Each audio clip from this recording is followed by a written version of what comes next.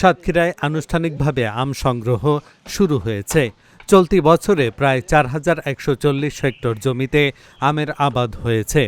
উৎপাদনের লক্ষ্যমাত্রা ধরা হয়েছে প্রায় ৭০,৩৮০ মেট্রিক টন।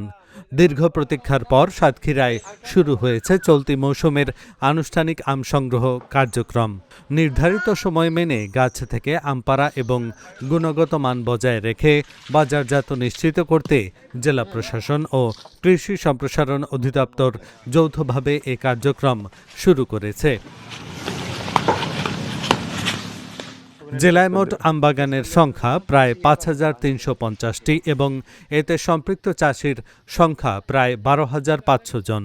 কৃষিতে সমৃদ্ধ এ জেলায় অনুকূল জলবায়ুর কারণে দেশের অন্যান্য অঞ্চলের তুলনায় আগে আম পরিপক্ব হয় এবং বাজারজাত করা সম্ভব হয়। সারা বছর বাগানের পরিচর্যা করে ভালো লাভের আশায় থাকেন কৃষকরা।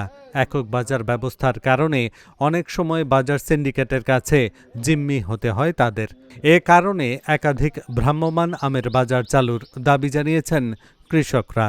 অনলাইনে যারা আম বিক্রয় করে থাকি, আমাদের একটাই দাবি, যদি ক্যারেট খরচটা একটু কম করে দেওয়া হয় এবং যদি কোরিয়ার সার্ভিস, আমরা তো দেশের বাইরে দেশের বিভিন্ন প্রান্তে আমরা কোরিয়ারের মাধ্যমে যে আম পাঠিয়ে থাকি, যদি কোরিয়া খরচটা যদি প্রশাসন যদি একটা নির্দিষ্ট একটা মূল্য নির্ধারণ করে দেওয়া হয়, তাহলে আমরা তরুণ উদ্যোক্তারা ভালোভাবে ব্যবসা করতে পারবো বলে আশাবাদী।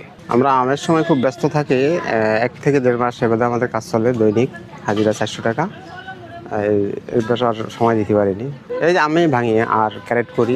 নির্ধারিত সময় অনুযায়ী আম সংগ্রহ শুরু হওয়ায় ফলের স্বাভাবিক পরিপক্কতা বজায় রয়েছে, যা সাতক্ষীরার আমের সুনাম অক্ষুণ্ণ রাখতে সহায়ক। একই সঙ্গে অপরিপক্ক ও রাসায়নিকযুক্ত আম বাজারজাত ঠেকাতে প্রশাসন ও আইনশৃঙ্খলা বাহিনী মাঠ পর্যায়ে কঠোর নজরদারি চালাচ্ছে। আমাদের যারা অনলাইনে ব্যবসাদার এবং যারা ব্যবসা করে, এরা বিভিন্ন জেলায় আম পাড়াতে গেলে কুরিয়ার সার্ভিসটা বেশি খরচ হয়ে যায়, যেহেতু ক্রেতাদের দাম পড়ে যায় বেশি। রাজশাহী এলাকাদের কস্ট কম পড়ে, যেহেতু তাদের রেল লাইন আছে। আমাদের সাতক্ষীরা জেলায় কোনো রেল লাইন নাই। আমরা যদি রেল লাইনের সরকার যদি আমাদের রেল লাইনটা দেয়, তাহলে আমরা এই আমের ব্যবসায়ী এবং চাষিরা লাভবান হয় এবং এলাকারও লোকের উপকৃত হয়। আমরা এই আমের বাজারটা আশা করছি এবার গতবারের থেকে বাজারটা ভালো পাবো, অথবা বাজারের জমজমাটভাবে বেচা কেনা হওয়ার জন্য আমরা সবাই আমন্ত্রণ করছি এবং বাজার আরও বাড়ানোর জন্য চেষ্টা করছি। সবাই মিলে দেখা গেল যে বাজারটা আরও উন্নতি হয়, এই কামনা সবার কাছে করছি।